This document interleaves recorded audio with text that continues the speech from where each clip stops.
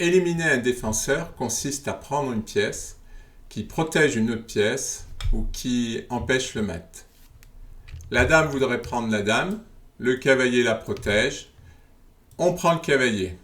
Attention, puisque la dame pourrait prendre la dame, mais heureusement il y a échec. Nous prenons avec échec, donc les noirs sont obligés de se défendre contre l'échec, et nous pouvons gagner la dame. Le pion va aller se transformer en dame. Malheureusement, le fou et le cavalier le prennent. Et grâce à un sacrifice d'élimination du défenseur, on va se débarrasser des deux, c'est-à-dire qu'on élimine le fou, il disparaît. Et les noirs sont obligés de remanger la tour, puisque le pion bloque la case. Et ensuite, on peut avancer le pion avec une double menace. Venir ici ou prendre le cavalier et faire dame. Les noirs ne peuvent pas empêcher la promotion du pion. Même chose, le pion a envie de prendre le pion et de se transformer en dame. D'autant que quand le pion blanc sera là, il empêchera le roi de venir l'attaquer. Donc nous éliminons le cavalier. Le pion peut prendre le pion. Et le roi ne peut pas revenir. Le pion pourra se transformer. C'est encore une histoire de promotion. Le pion veut avancer. Mais le cavalier l'en empêche. On élimine le cavalier. Et le pion avance. À noter que le fou participe à l'attaque puisque le roi ne peut pas revenir parce qu'il est bloqué par le fou et le pion. Il faut repérer qu'il y a une fourchette. On attaque le roi et la dame, mais le cavalier noir l'en empêche. Une fois que l'on a vu ça, il ne reste plus qu'à éliminer le cavalier pour faire la fourchette et gagner la dame. La dame est clouée. On peut donc faire un échec en D8. En fait, ce qu'on voudrait faire, c'est gagner la dame.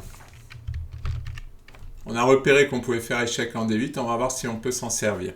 Mais notre but, c'est de gagner la dame. Elle est défendue par deux pièces. Donc, il faudrait se débarrasser des deux pièces. Et on s'aperçoit qu'en faisant échec, eh bien, on va se débarrasser du premier défenseur qui est le roi. La dame ne peut pas manger la tour parce qu'il y aurait échec. Mais le roi est obligé de partir. Il ne reste plus que le cavalier qui défend la dame. Et une fois de plus, attention, puisque la dame menace de manger la dame. Vous ne pouvez éliminer le défenseur que si vous faites échec, sinon vous perdez votre dame. On a éliminé les deux défenseurs et les blancs gagnent la dame. Il y a un clouage. Le cavalier est attaqué deux fois par la dame et le cavalier. Il est défendu deux fois par le roi et le fou. Donc on va éliminer un des deux défenseurs. Échec. Déjà, on gagne deux pièces pour la tour. C'est-à-dire qu'on gagne le fou. Évidemment que la tour n'a pas intérêt à remanger puisqu'on ferait échec et mat. Le cavalier protégeant la dame. Donc on gagne le fou.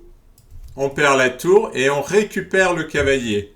Là, il vaut mieux prendre avec la dame parce que c'est la pièce la plus forte, donc elle va bloquer le roi. Le roi doit aller là. Alors déjà, 2 pièces pour la tour, c'est supérieur. 3 et 3, 6 contre 5. Mais en plus, le roi est bloqué, ce qui va nous permettre encore une petite combinaison. Le cavalier vient faire échec. Le roi ne peut pas bouger. La dame est obligée de se sacrifier.